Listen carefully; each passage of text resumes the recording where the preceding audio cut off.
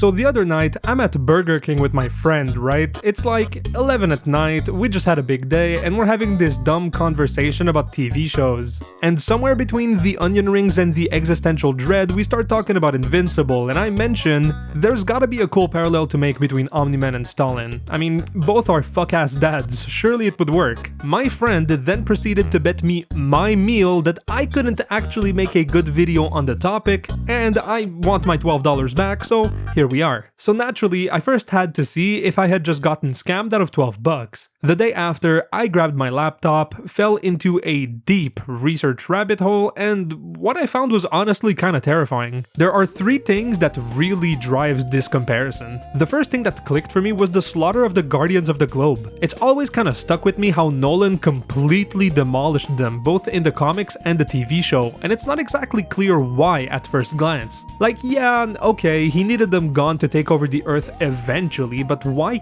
kill them? They were his friends, his colleagues. Even if you put aside the fact that killing is wrong and you shouldn't kill your friends, keeping them around for as long as possible would have been only beneficial for him. So I really thought about why he did it. What I came up with is that he killed them not because they were an active threat to him or the Viltrumite takeover, but they were the only ones who could be, at least according to him. He was cleaning house before he even started the takeover. And that's when it hit me, my brain just had a big ol' flash to the Great Purge. For those of you who aren't history buffs, after Lenin died in Russia, two gamers were left to take the political power, Trotsky and Stalin. While Trotsky really wanted to expand communism to the globe immediately, Stalin had other plans, and as history would have it, he became the leader of Soviet Russia. What he did after was pretty fucked up. He didn't just go after his enemies, he systematically eliminated his own revolutionary family. He sent Trotsky to exile and went after the old Bolsheviks, the guys who fought with him. Why? The exact same reason. They weren't active traitors, but they were the only other independent power base. He had to liquidate the potential for a threat.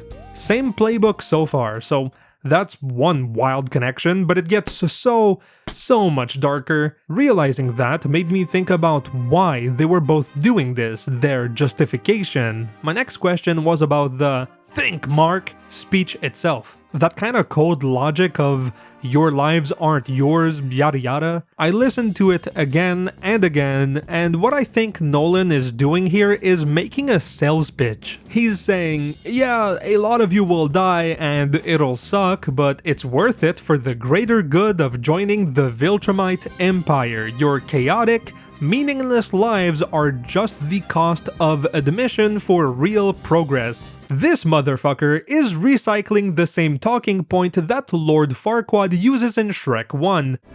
Some of you may die, but it's a sacrifice I am willing to make.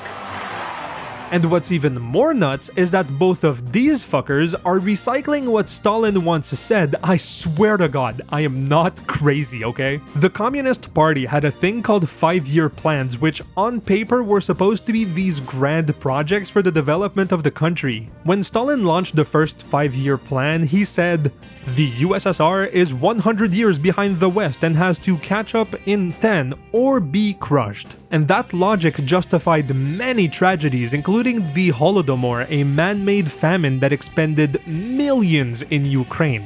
These people weren't just murdered, man, they were sacrifices for the engine of necessary progress. They were the fuel of the revolution.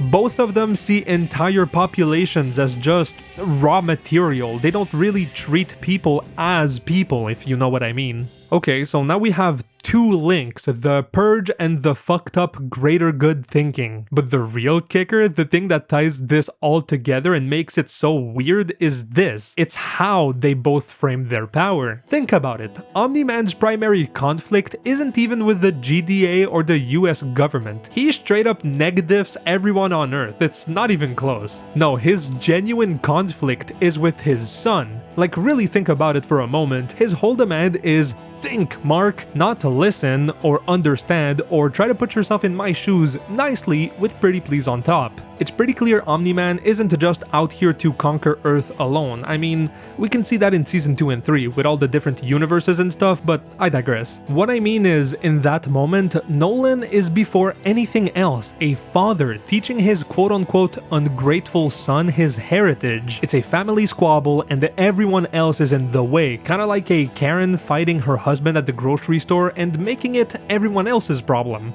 But seriously, that really struck me. I think my whopper adult brain had an epiphany because of this. Stalin explicitly built a massive propaganda machine that styled him as the father of nations. I remember seeing this in class years ago. He built this massive propaganda machine to frame his regime as a family. I'm probably bastardizing things a lot here, so feel free to correct me in the comments, but Soviet citizens were considered his children in a sense. If you disagreed with him, you weren't a political dissident so much so as you were an enemy of the people, an ungrateful orphan of sorts, a traitor to the family. Both of them weaponized the father archetype to make their absolute power feel personal, natural, and beyond question. At this point, I just can't imagine it's a coincidence. It's like if the writer of Invincible copied the Soviet homework but made it look a bit different, you know? But okay, I mean, it's not a perfect one-to-one, right? Like, let's be clear. As far as I can see, there's one massive thing that really doesn't fit.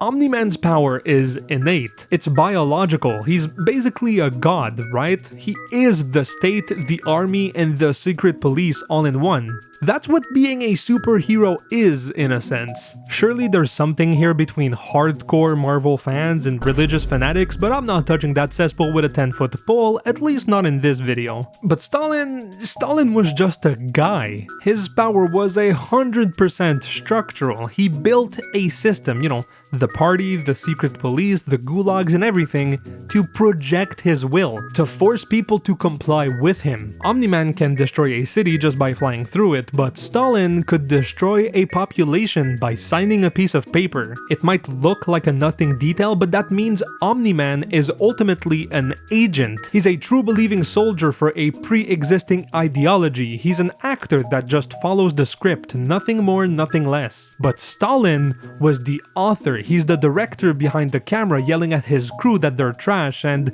making them disappear off screen or something. The ideology was whatever he said it was. And this difference is why Omni-Man is a character who can have a redemption arc. He can break from his programming and become somewhat of a likable character in his story. I think I miss my wife.